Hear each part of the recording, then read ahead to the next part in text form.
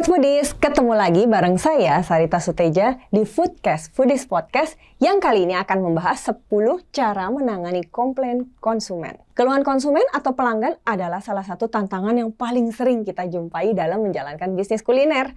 Di era sosial media saat ini, komplain customer itu bisa muncul dari segala arah dan bisa diketahui oleh ratusan ribu bahkan jutaan orang. Misalnya dia menjadi viral di TikTok, Twitter, dan Instagram. Masih untung ya kalau komplainnya muncul langsung di outlet, DM Instagram, Google Review, atau GoFood Review.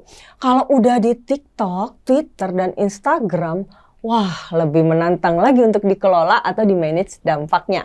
Nah, buat yang sudah berpengalaman menangani komplain, tentunya udah kepikir apa yang harus dilakukan kalau satu waktu komplainnya muncul. Tapi gimana kalau kita belum punya pengalaman? Apa yang harus dilakukan nih? Yuk kita bahas bersama. Yang pertama, mindset. Komplain itu membangun. Komplain itu membangun dan masukan yang berarti untuk perusahaan. Jadi jangan alergi apalagi anti sama komplain. Emang kadang ada komplain yang berlebihan atau lebay. Tapi ingat, zaman sosial media, netizen itu selalu maha benar dengan semua hal. Jadi sebaiknya tetap di-handling dengan porsi yang tepat. Tapi komplain juga penting nih untuk kita terus memperbaiki bisnis kita. Baik itu perbaikan dalam hal produk, servis, atau pengalaman konsumen. Sehingga kedepannya kita bisa jadi lebih baik dan konsumen makin loyal. Yang kedua, belajar dari banyak kasus.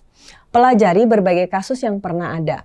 Lihat gimana impact yang terjadi. Pelajari juga bagaimana cara brand menanganinya.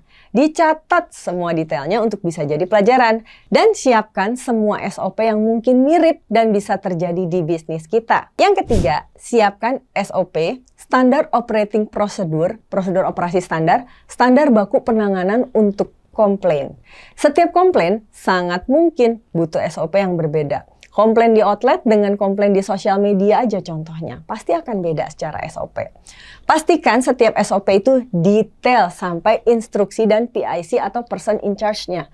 SOP-nya itu dibuat jangan kaku, apalagi berbelit-belit karena ini soal komplain. Sebisa mungkin SOP komplain prosesnya cepat dan jelas. Misalnya ada komplain soal kualitas makanan, maka SOP-nya langsung aja diganti makanannya. Yang keempat, lakukan training dan simulasi. Setelah SOP-nya siap, lakukan training ke karyawan yang mungkin terlibat. Bisa karyawan operasional, sosial media, atau juga level manager. Buat simulasi sesuai SOP yang dibuat dan direkam. Rekaman simulasinya bisa jadi video standar dalam training. Buat juga simulasi membalas DM Instagram dan komen. Seluruh hasil simulasi dicocokkan lagi dengan SOP-nya. Kalau ada tambahan, pastikan hasil seluruh simulasi ada SOP tertulis dan video simulasinya. Nah, kalau kita punya banyak cabang lain itu kan tinggal nonton ya video SOP-nya. Yang kelima, kelola semua komplain yang masuk. Jangan abaikan walaupun komplainnya hanya terlihat sepele. Berikan respon sesuai SOP dari setiap komplain yang ada. Misalnya nih di Google Review, balaslah komplain tersebut sesuai SOP. Komplain kecil seperti misalnya ya, es batunya terlalu dikit. Itu tetap harus kita kelola. Komplain itu seringkali tidak jadi masalah kalau ditanggapi dengan baik. Tapi komplain kecil bisa jadi bola salju kalau tidak ditanggapi. Yang keenam, keputusan cepat di lapangan jangan tertunda. Salah satu penanganan komplain paling penting adalah keputusan yang cepat. Jadi pastikan SOP mengakomodasi hal ini. Komplain yang lama handlingnya akan menyebabkan masalah yang jauh lebih besar. Jadi pastikan sekali lagi SOP tindakan harus berprinsip urgensi. Kalau perlu bisa diputuskan oleh karyawan secara langsung. Misalnya, pergantian produk karena ada komplain produk baik makanan atau minuman. SOP yang genting dan bahaya juga harus cepat direspon terlebih dahulu. Kadang solusi bisa diberikan setelah respon untuk meredam komplain. Semakin cepat komplain ditanggapi dan selesai, itu akan semakin baik. Yang ketujuh, wewenang menghadapi dan mengatasi komplain. Wewenang komplain bisa dibagi sesuai dengan komplain yang muncul. Misalnya nih, komplain di sosmed bisa dikelola oleh tim sosmed. Komplain di outlet bisa langsung di-handling manajer atau supervisor. Ada juga komplain cukup keras. Nah, ini perlu top level yang handling. Di beberapa kasus bahkan sampai CEO atau direkturnya yang harus turun dan bertanya langsung. Tapi kembali, siapapun yang handling wajib mengikuti SOP. Jika ada komplain yang tidak diatur di SOP, segera koordinasikan dengan tim legal. Yang kedelapan, bangun hubungan dengan konsumen yang komplain. Komplain ini bisa berbalik loh, jadi support dan loyal. dari sisi konsumennya. Kalau kita tanggapi dengan tepat dan cepat. Konsumen yang ditanggapi dengan cepat seringkali memberikan apresiasi. Apalagi biasanya kita jadi kenal nih dengan konsumen tersebut. Bisa juga ternyata memang itu konsumen loyal kita.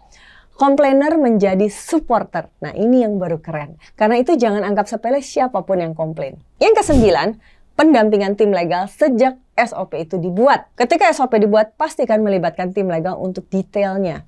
Contoh ya, dalam menggunakan kata-kata atau membalas lewat tulisan. Ini perlu sekali untuk dipastikan agar ke depannya tidak ada masalah hukum nantinya.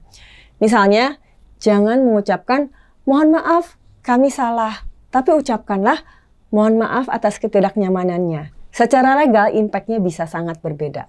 Misalnya lagi nih, ketika ada yang komplain di outlet harus dihadapi oleh minimal 2 orang. Ini untuk membuat ada saksi terhadap komplain tersebut. Termasuk cara membalas email, WhatsApp, dan SMS terkait komplain. Pastikan semua yang didiskusikan dengan tim legal dan di-approval. Yang ke-10, punya kontak Crisis Management Company atau PR Company. Untuk yang brandnya sudah besar nih khususnya ya, perlu untuk punya PR Company kenalan yang paham soal crisis management. In case ada 1 atau 2 kasus yang berdampak cukup signifikan. Dampak ini baik secara masyarakat ataupun secara legal dan regulasi. Misalnya nih, pencemaran lingkungan, keracunan massal, kematian, dan lain sebagainya. Bisa juga terkait skandal owner ataupun berita hoax. Tingkatannya cukup berbahaya terhadap jalannya bisnis kita. Beberapa hal yang tadi saya sebutkan kadang perlu dihadapi dengan strategi yang tepat, di mana perlu pendampingan PR company untuk melakukan hal ini. Nah, sahabat foodies, tentu kita sangat berharap ya nggak ada komplain untuk brand kita. Tapi pada kenyataannya komplain itu bagian dari bisnis kuliner. Pasti ada aja satu waktu tertentu. Dengan pembahasan tadi, semoga jika hal tersebut terjadi ya, minimal sekarang sahabat foodies sudah siap langkah antisipasinya.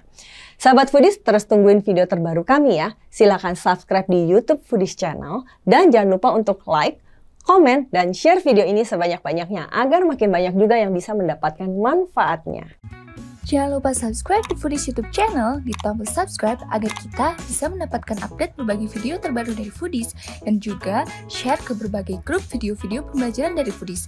Ikuti kelas-kelas Foodies terbaru dan sekolah bisnis kuliner, kunjungi www.foodies.id.